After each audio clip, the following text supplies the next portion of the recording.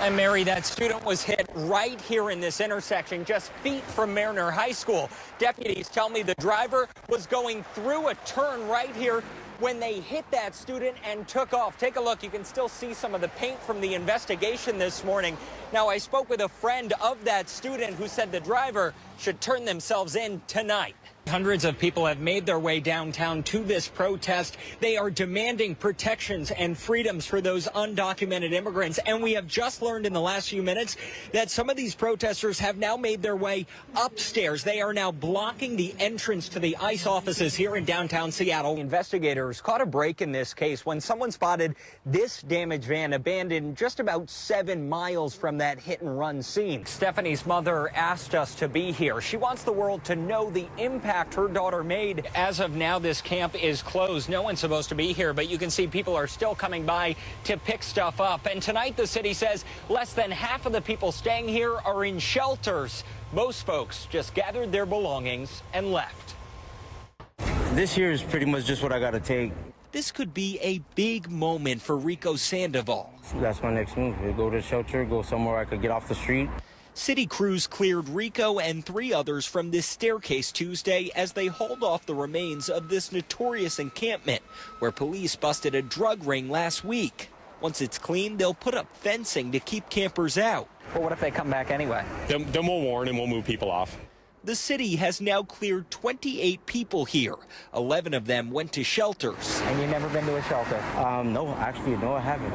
Rico hopes this helps him turn his life around. I was thinking about probably even going back to school, man. You know, it's not too big of a deal, you know, homeless. Garrett, on the other hand, moved to this camp a block away. We're just waiting for him to be done with that, and they're probably going to go back. He's dealing with addiction and finds what he needs here. Do you worry about dying out here? I don't know, it's not something I'm afraid of. Like, it would almost be kind of nice to get it over with. You know, I want to either quit, I want to quit. I want to be done with it, I'm sick of drugs, And there's Richard, who we met yesterday as he left the camp. I guess I'm going to go down the street and survive like I always have. Like, I'm not afraid. He slept in a parking lot, which he'll likely do again. I felt all right. I don't know. I'll just wait for myself to adjust, and then I'll make up my mind, Then he walked off, leaving his sign, and found a spot to sit and get high before another night on the street. So you can wish me luck. Good luck. Thank you. And it's this balcony here. Cassidy Schlicky Perez shows us how a gunman snuck into her apartment and murdered her roommate. Kind of go into shock. I almost didn't believe it. I was like, there's no way that was her. Subject with the weapon, possible shots fired. Officers found 22-year-old Stephanie Brenner Cresswell dead early Wednesday morning. Police say Rigoberto Galvin, an ex-boyfriend, climbed in through this balcony armed with a handgun and killed Stephanie after telling her friend, quote, run because she is going to die. Cassidy heard the gunshots from her bed. We just freaked out. I don't know, you kind of go into shock a little bit. You kind of freeze. Everything goes slow motion. The RP is saying he killed his girlfriend. Court documents say Galvin called 911, telling them, quote, you need to send as many cops as you can. I just killed my girlfriend. We have the suspect on the phone with us.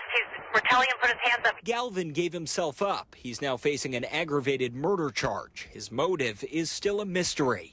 Stephanie was a student at Western Washington University, set to graduate in December. Her family tells me she was generous and kind and open. She was someone everyone should aspire to be. Just super nice. Had nothing bad to say about her ever. Cassidy lived with her all summer. She'd always bake for us. She'd just bake and then offer it to everyone. She was a good person? Good person. She's still processing the terror and the loss. Still very haunted and anxious. Just don't want to really be in there, but I have to move my stuff out. So today she did, driving away with a heavy heart. It's just awful. It's just something that no one should have to go through. In Bellingham, Gabe Cohen, KOMO News. This is where she was shot. Yep, right here. Robert Fletcher's family trip to Pritchard Beach turned to chaos Monday night. I saw a guy get out the car, aim the gun over the hood, and start shooting. They took cover. Then his wife, Renee, noticed a mother in her car with 2 bullet wounds in her chest. And I took off my headscarf and pressed it into her chest to try to stop and put pressure on the bleeding. And I just whispered to her, you may not know me, But such as I have, I give to you, and I'm giving you my effort and my faith. And I just prayed with her and held onto her chest until paramedics came. Family tells me that mother is 27-year-old Qui Phillips. Her 10-month-old son Kari was also nicked in the shoulder, but is quickly recovering, as is a 10-year-old girl shot in a separate car. But Qui is still in the ICU at Harborview. It hurts my heart. Dominique is her sister. Because not only her, like I could have been hit too. She was with Qui when the shots were fired. I had blood on my shirt from her and her son. I didn't know what to think. Like, I just prayed that she was going to be okay. Now her family is praying for a full recovery. We're taking it one day at a time. And demanding justice for this senseless act. People with guns are not paying attention to who they're really hitting. And they're hitting important people. And Mary, right now that man is in stable condition, shot 3 times and found by officers right here by Howell and Broadway. And tonight the gunman is still on the loose after an urgent search inside this building and across the campus. Officers swarm Seattle Central College, guns drawn, searching for a shooter. This video shows paramedics load a man into an ambulance minutes earlier. Seattle police say he was shot 3 times and rushed to Harborview. And he just automatically just fell down to the ground. Terrell Campbell shot that video.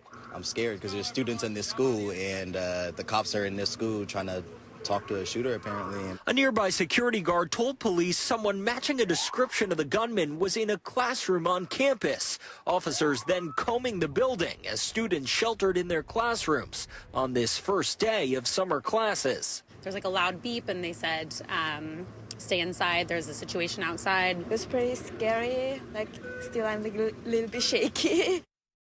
Despite the wide smiles in this photo, the joy you see is complex. I'm looking for my son, and he has been here for several years. I met Steve Ellis Friday. He came to Tacoma from Illinois to search for his son, Jason, a former Marine who's now homeless. Steve hadn't seen him in 3 years. I'm just trying to find him, take him home and take care of him. Do you know this guy? Word of the search and our story got to Jason, and Saturday, the two were reunited. Once I got that hug out of him, I said, yep, that's my same old kid, so I'm glad to find him. You get the loving kind of, somebody cares about me kind of feeling and beyond. But it also kind of put me back to how quick time can get away from you. Jason followed his ex and daughter to Washington. Then, he says, inner demons put him on the street. I just kind of really got down on myself. But he says he's turning his life around. He's living in Tacoma's stability site and seeking services at the VA. I didn't feel like myself for the longest time, and as soon as I started to again, then here he comes. It's giving me a direction. But that direction may not point back to Illinois. I wouldn't say that that's the plan. In my mind, maybe in his mind, yeah. Jason believes he'll soon secure housing and job training. Plus, his daughter is here. I got a few things here I still need to accomplish. So the two part ways once again. I wish he was doing something else, but he's not. So, here we are. A father and son split by circumstance, but tied by this simple truth. My father's my father regardless, regardless of anything that would happen. He'll always be my father. In Seattle, Gabe Cohen, KOMO News.